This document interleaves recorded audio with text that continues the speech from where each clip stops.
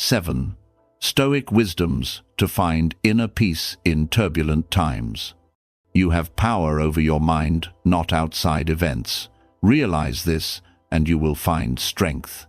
That's a quote from Marcus Aurelius, a Roman emperor from nearly 2,000 years ago, and it's been echoing in my head a lot lately.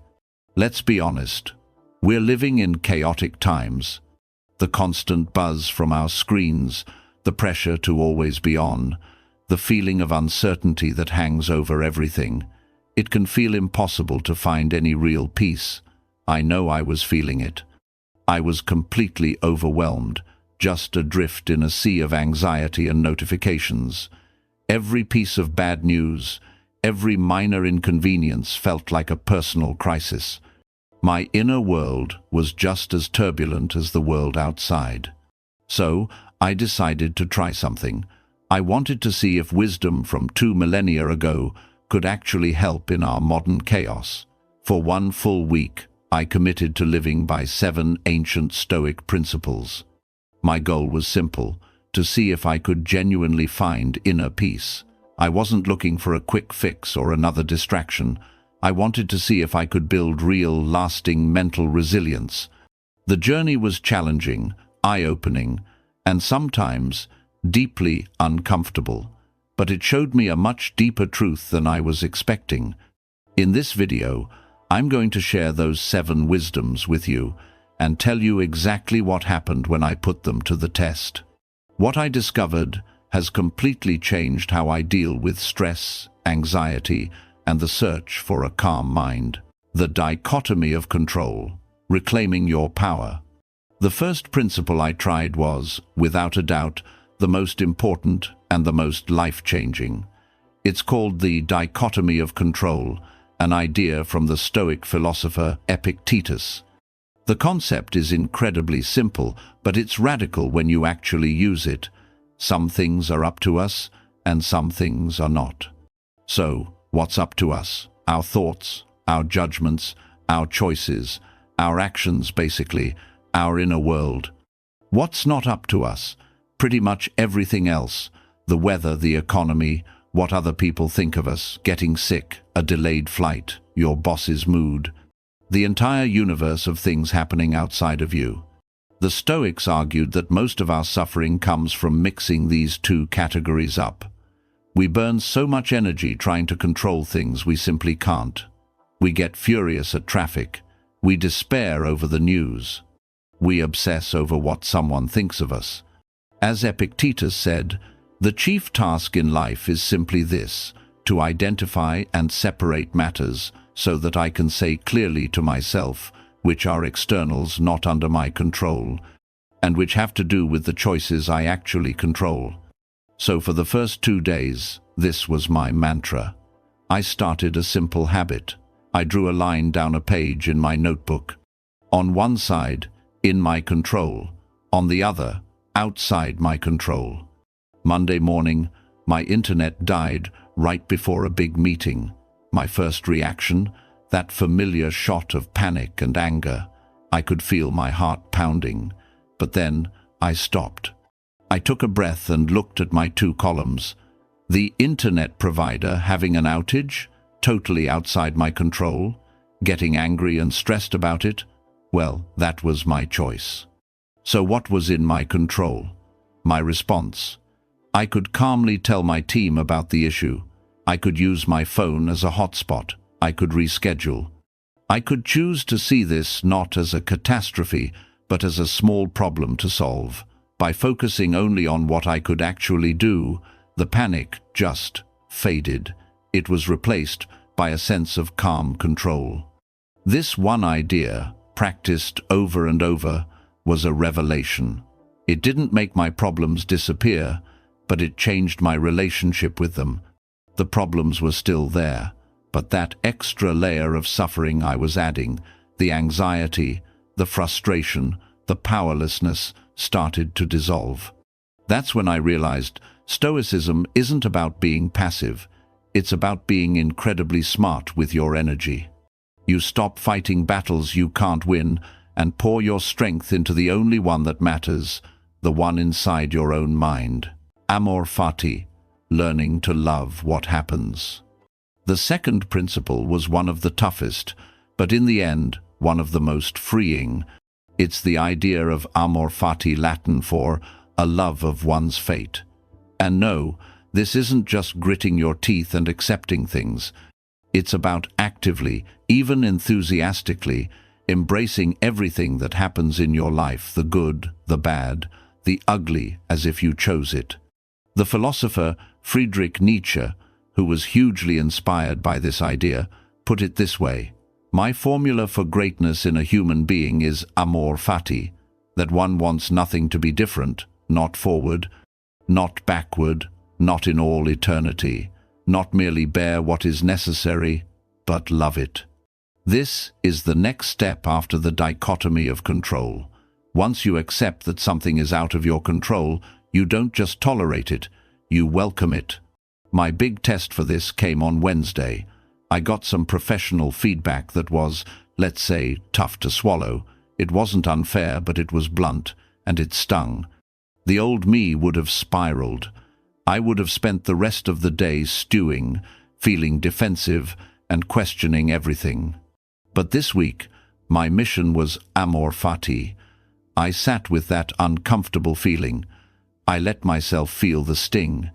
And then I asked myself the Stoic question: how can I use this? How can this actually be a good thing?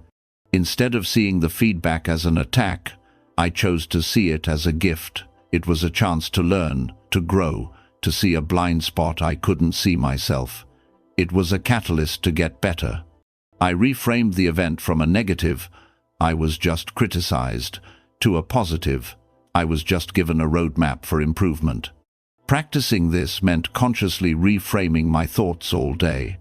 Whenever something went wrong, a store was closed, a project was delayed, I would literally say to myself, "I choose to love this." It felt silly at first, I won't lie. But slowly, it started to work. It broke my habit of complaining and fighting reality.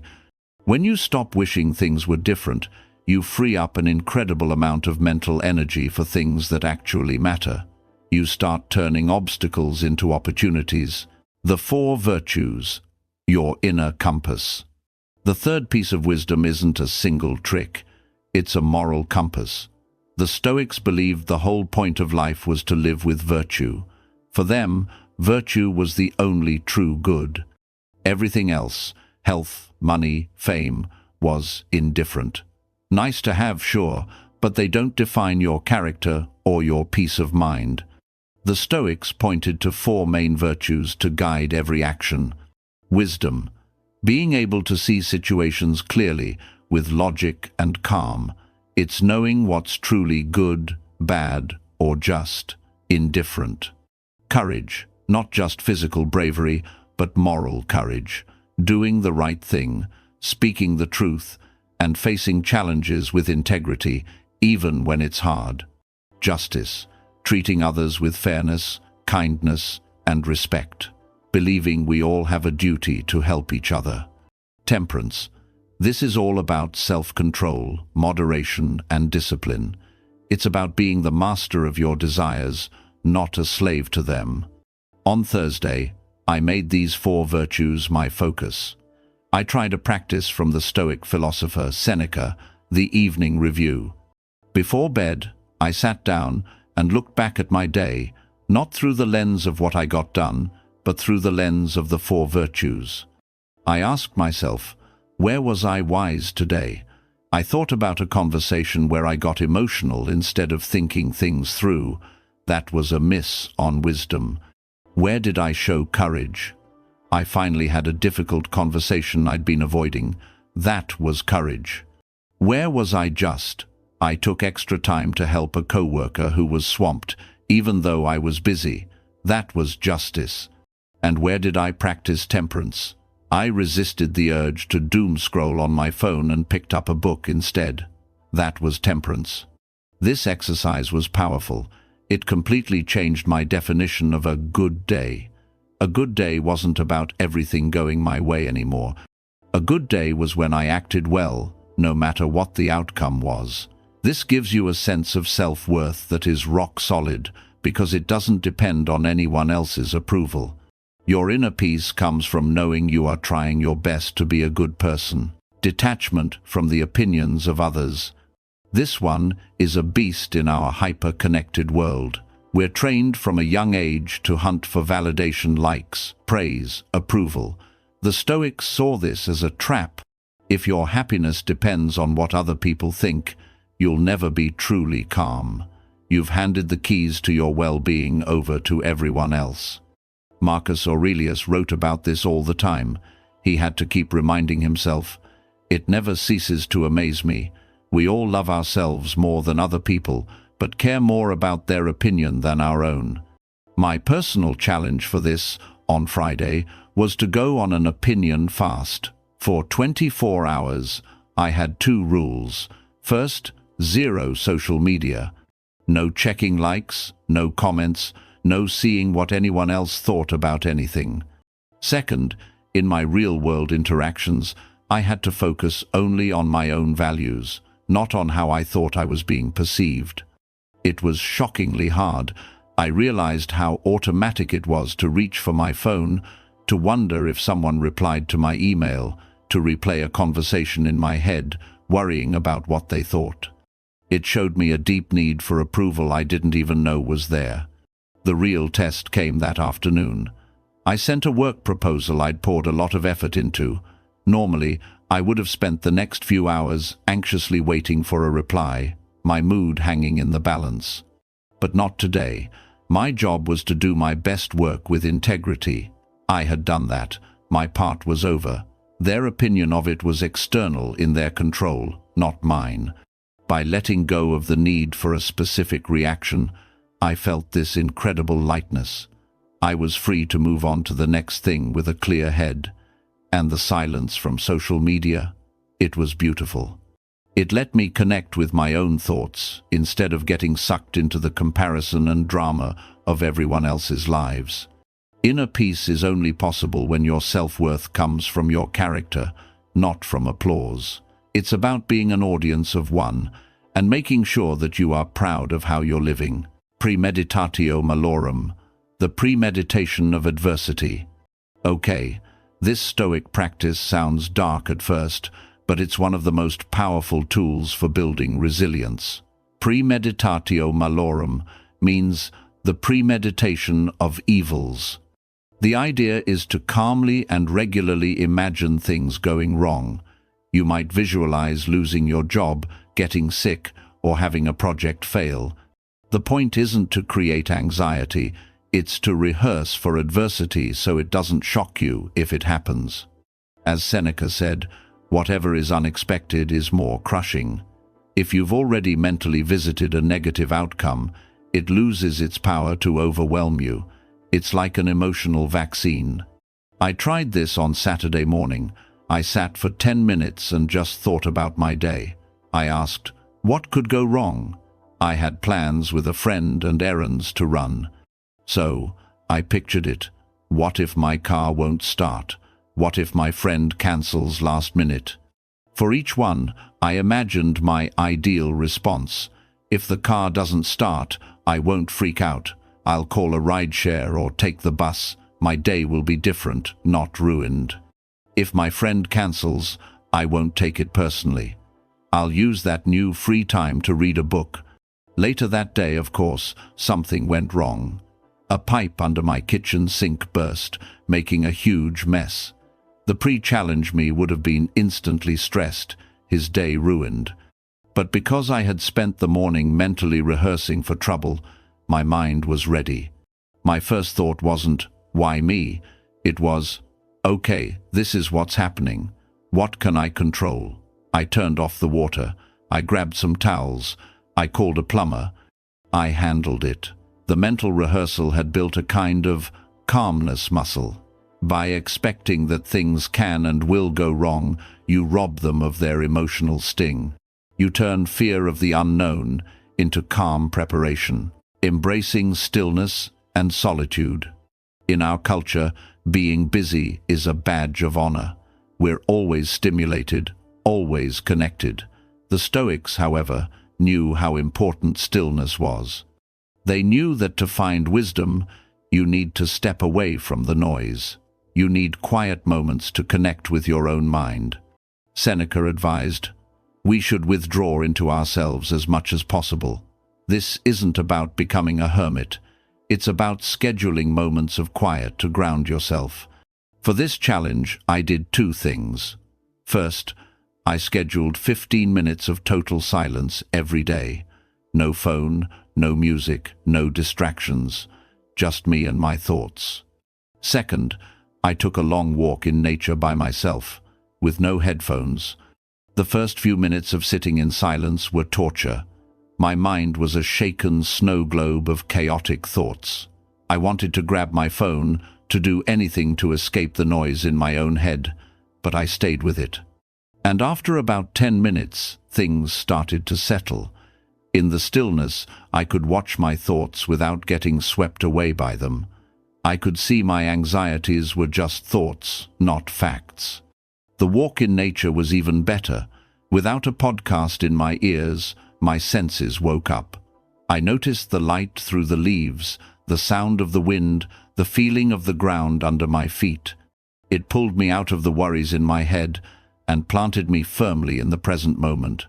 This practice is the perfect antidote to modern distraction. In these quiet moments, you can actually hear yourself think. It's where you process things, reinforce the other principles, and find your center of gravity again. You can't find inner peace if you're never in a peaceful environment, and the most important environment is the one inside your own head. Memento Mori, and the view from above. The last wisdom combines two powerful Stoic ideas, Memento Mori and the view from above.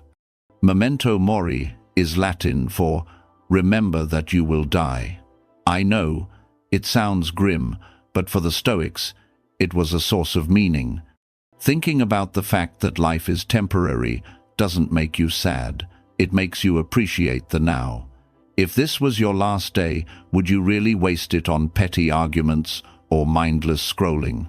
Remembering your time is limited is a powerful way to clarify your priorities. The view from above is a meditation Marcus Aurelius often used. It involves imagining yourself floating up, looking down on your house, your city, your country, and then the whole planet. From this cosmic perspective, you see all of history, all of humanity. On the final day of my challenge, I put them together. I spent a few minutes on Memento Mori. I thought about the fact that this day is a gift. It sharpened my focus. The little things that might have annoyed me seemed completely insignificant. Then I practiced the view from above. I imagined floating up, seeing my life as a tiny speck in the giant tapestry of the universe. From that high up, my personal problems and anxieties seemed to shrink. My worries about a deadline or an awkward conversation didn't vanish, but their weight was lifted. They were put in their proper place. This dual practice is the ultimate perspective shift. It reminds you that life is short, so live it well. And it reminds you that your problems are small, so don't let them crush you. It's the perfect way to wrap up a week of Stoic practice, leaving you with gratitude and humility. Conclusion. So, after a week of living like a Stoic, did I find inner peace? Yes, but not how I thought I would. I didn't reach some magical state of Zen where nothing bothers me. That's not what Stoicism promises. What I found was something much more real and much more useful, a toolkit for managing the chaos of life. Inner peace, I learned, isn't the absence of problems. It's the presence of a strong and resilient mind that can handle those problems. It's the quiet confidence that you have power over your own mind. You can't control the storm, but you can always learn to be a better captain of your ship. This experiment showed me that Stoicism isn't about becoming a cold, emotionless robot. It's about transforming your emotions. It's about turning fear into preparation, anger into positive action, and anxiety into a reason to focus on what you can control. The wisdom is ancient, but it's never been more relevant. And the resilience it builds is very, very real. I would love to hear your thoughts on this.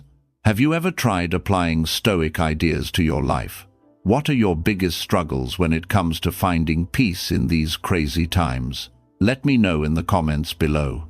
I read everyone, and I think we can all learn from each other. And if you found this helpful and want to explore more practical ideas for a better life, make sure to like and subscribe. Thanks for joining me on this journey. Now go out there and build your own inner fortress.